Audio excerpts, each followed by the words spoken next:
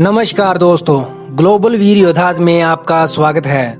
दोस्तों, आप ये जानती हैं कि हमारा देश लगभग 200 वर्षों तक अंग्रेजों का गुलाम रहा, जिसकी आजादी के लिए कम उम्र में शहीद होने वाले करतार सिंह सराभा और खुदीराम बोस को कौन भुला सकता है, जिन्होंने देश की आजादी के लिए मात्र 19 वर्ष की आयु में अपना जीवन बलिदान कर दिया।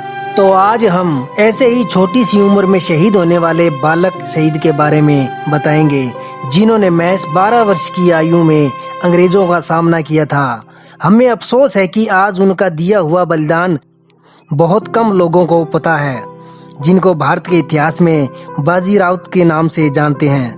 वीर बालक बाजी राउत का जन्म 5 अक्टूबर सन 1926 को पिता हर राउत के घर उड़ीसा के ढेंकनाल जिले में नीलकंठपुर गांव में हुआ। कहा जाता है छोटी सी उम्र में ही इनके पिता का देहांत हो गया। उस समय गांव पर दबंगों का ही राज था, जो कि अपने फायदे के लिए अंग्रेजों के तलवे चाटते थे।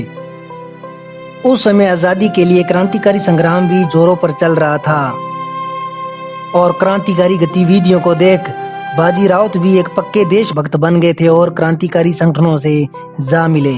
उस समय वहां पर क्रांतिकारी संगठन को वैष्णव चरण पटनायक चला रहे थे, जो उस समय वीर वैष्णव के नाम से मशहूर थे, जिन्होंने गांव के ही हारामोन के पटनायक के साथ मिलकर प्रजामंडल आंदोलन का गठन किया। एक दिन बढ़ते आंदोलन को देख गांव के दबंग जमींदार शंकर प्रताप सिंधियो व अन्य गांव के बड़े जमींदारों ने अंग्रेजी सेना को बुला लिया। अंग्रेजी सेना ने विद्रोहियों को कुचलने के लिए उन पर गोलियां चलानी शुरू कर दी, जिसके कारण आंदोलनकारी भागने लगे। जब वह घाट पर पहुंचे तो देखा कि एक छोटा सा बालक नाव में सो रहा था।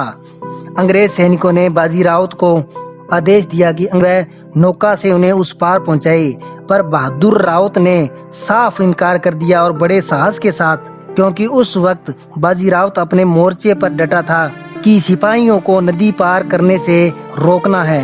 बाजी राउत के जवाब को सुन अंग्रेज सिपाही ने क्रोध में आकर बालक के सिर पर बंदूक के हत्थे से वार किया, जिसे बाजीराव के सर में खून बहने लगा।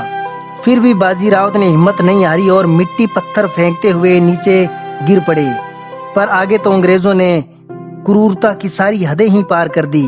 नीचे पड़े बाजी राउत को सिपाहियों ने गोलियों से छल्ली कर दिया, पर एक बालक पर गोलियां चलाते वक्त उनका हृदय नहीं कांपा। जिसके बाद उनके मृत शरीर को बड़े सम्मान के साथ देशभक्ति के नारे लगाते हुए कलकत्ता में शव यात्रा निकाली गई और उसी दिन उनके साथ गांव में 3 और क्रांतिकारी भी शहीद हुए थे, जिनके नाम थे फागू साहू, प्रधान हर्ष और नाता मल्लिक, जिनका आदर सहित संस्कार किया गया।